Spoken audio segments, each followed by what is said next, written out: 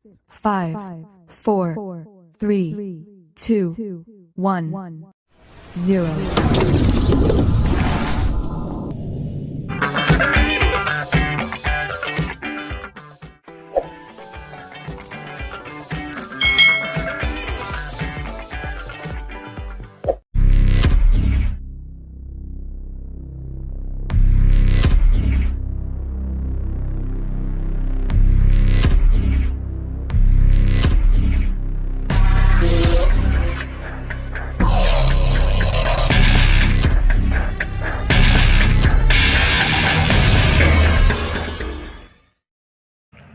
Assalamualaikum warahmatullahi wabarakatuh. Apa kabar anak-anak? Sehat ya? Bapak berdoa mudah-mudahan kita selalu dalam keadaan sehat walafiat. Kembali kita akan belajar fikih. Sebelum kita mulai pembelajaran, mari kita berdoa mudah-mudahan pelajaran hari ini memberi manfaat bagi kita bersama. Baik, pembahasan fikih kali ini masih membahas di pelajaran 3 tentang mandi wajib setelah haid. Adapun pembahasannya, pengertian mandi wajib setelah haid, hukum mandi wajib setelah haid, hal-hal yang dilarang bagi perempuan haid, dan hal-hal yang diperbolehkan bagi perempuan haid. Minggu lalu telah kita bahas tentang pengertian mandi wajib setelah haid dan hukum mandi setelah haid. Kali ini kita akan membahas tentang hal-hal yang dilarang bagi perempuan haid dan hal-hal yang diperbolehkan bagi perempuan haid. Apa saja hal-hal yang dilarang bagi perempuan haid? Ada beberapa perbuatan yang tidak boleh dilakukan oleh perempuan ketika sedang haid. Yang pertama yaitu dilarang sholat. Perempuan haid dilarang mengerjakan sholat, baik sholat fardu maupun sholat sunnah, seperti sholat sunnah rawatib, duha, tahajud, idul fitri dan idul adha dan lain sebagainya. Rasulullah Shallallahu Alaihi Wasallam dalam sebuah hadisnya bersabda, "Faida aqbalatil haidatu fad'is salah, wa idza adbarat faghsili ankid dama wa shalli." Rawahu Ibnu Majah.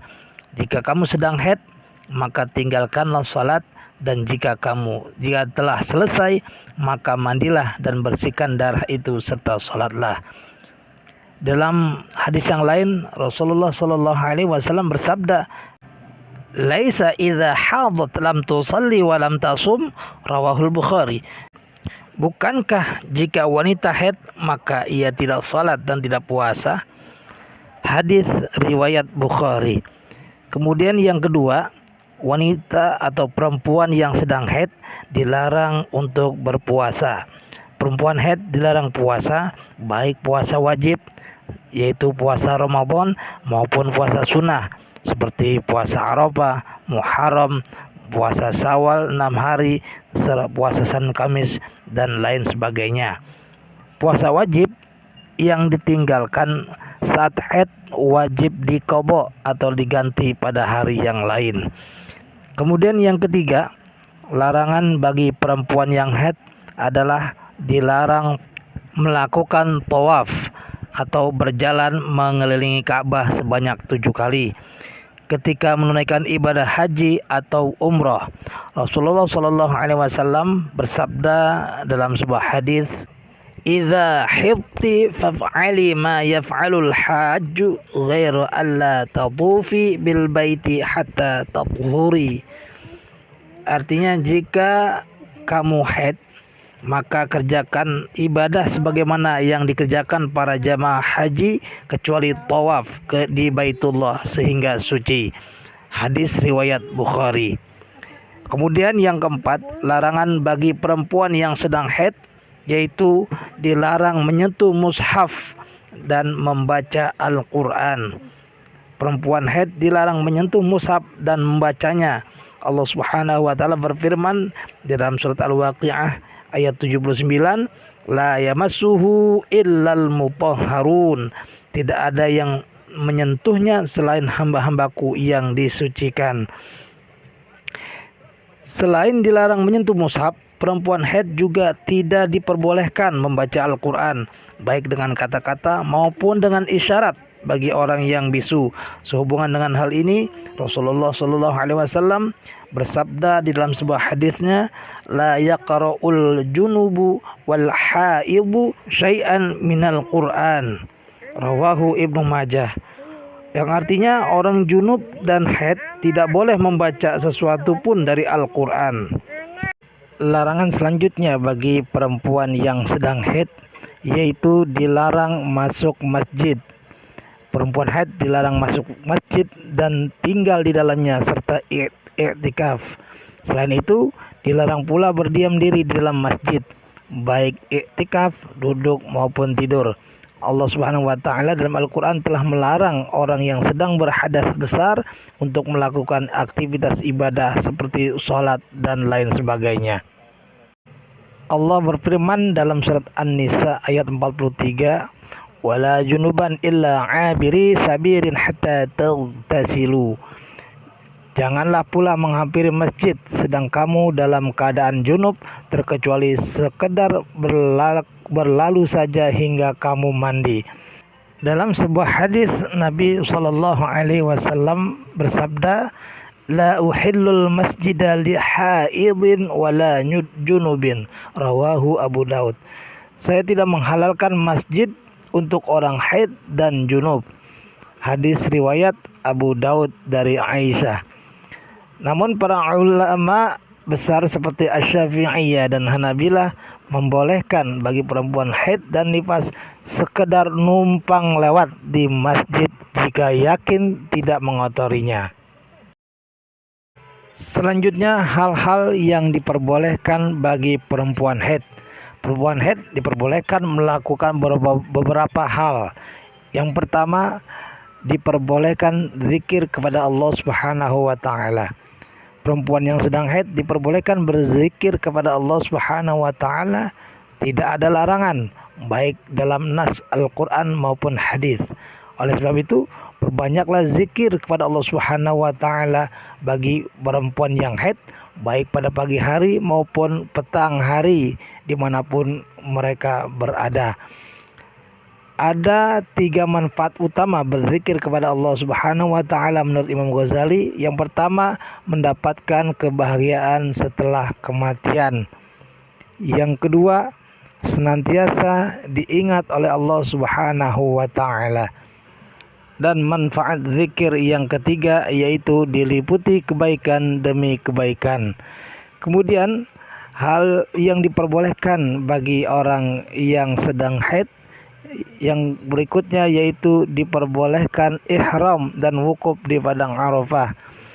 Perempuan haid diperbolehkan melakukan ihram dan wukuf di padang Arafah dan seluruh ibadah haji dan umrah kecuali tawaf di Baitullah Ka'bah. Tidak halal bagi wanita haid kecuali setelah suci dan mandi untuk melaksanakan tawaf, karena Rasulullah SAW bersabda yang artinya, kerjakan apa yang dikerjakan orang berhaji, namun engkau jangan tawaf di Baitullah hingga engkau suci. Muttafaqun alaih. Kemudian hal yang diperbolehkan berikutnya bagi perempuan yang sedang haid yaitu diperbolehkan berdoa kepada Allah Subhanahu wa taala. Perempuan haid diperbolehkan berdoa kepada Allah Subhanahu wa taala dengan membaca doa apa saja, seperti mendoakan kedua orang tua, berdoa sebelum dan sesudah tidur, sebelum dan sesudah makan minum, doa sebelum dan sesudah masuk kamar mandi, berdoa sebelum dan sesudah belajar, dan lain sebagainya.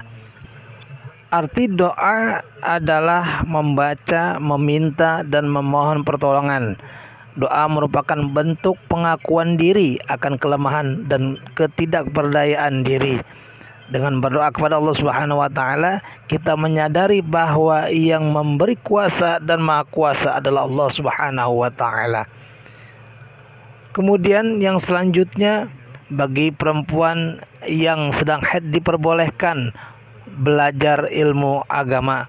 Perempuan haid diperbolehkan belajar ilmu agama yang di dalamnya terdapat ayat-ayat Al-Qur'an, seperti belajar buku fikih, belajar akidah dan akhlak.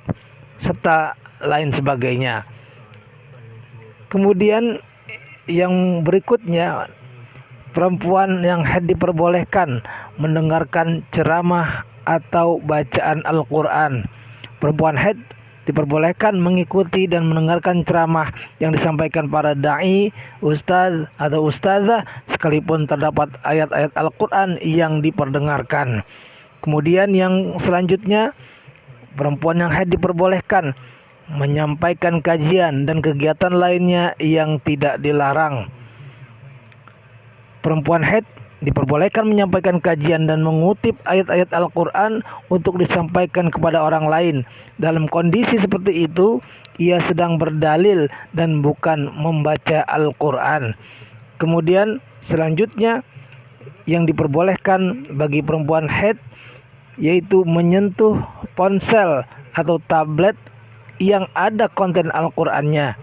Perempuan haid diperbolehkan menyentuh ponsel atau tablet yang di dalamnya terdapat konten Al-Qur'an. Mengapa diperbolehkan? Karena benda semacam itu tidak dihukumi sebagai Al-Qur'an atau mushaf Al-Qur'an. Selanjutnya yang diperbolehkan bagi perempuan yang haid adalah melakukan makan dan minum bersama wanita haid. Perempuan haid diperbolehkan makan dan minum bersama orang lain. Hal itu berdasarkan ucapan Aisyah radhiyallahu anha yang berbunyi, ketika aku haid, aku minum, kemudian aku memberikan segelas kepada Rasulullah SAW, kemudian beliau meletakkan mulutnya di mulut gelas tersebut dan minum daripadanya. Hadis riwayat Muslim. Kemudian ucapan Abdullah bin Mas'ud radhiyallahu anhu, aku pernah bertanya kepada Rasulullah SAW tentang makan bersama wanita haid. Kemudian beliau bersabda, makanlah bersamanya. Hadis riwayat Ahmad dan Tirmizi. Nah, anak-anak, itulah materi pembelajaran kita untuk hari ini. Adapun tugas kalian yaitu tuliskan dalil-dalil Al-Quran atau hadis yang menjelaskan tentang satu, larangan sholat bagi perempuan yang haid. Kemudian yang kedua, larangan puasa bagi perempuan yang haid. Kemudian dalil dilarangnya tawaf bagi perempuan yang haid. Keempat, dalil tentang dilarang menyentuh mushaf dan membaca Al-Quran. Dan yang kelima, tuliskan dalil tentang larangan perempuan masuk ke dalam masjid.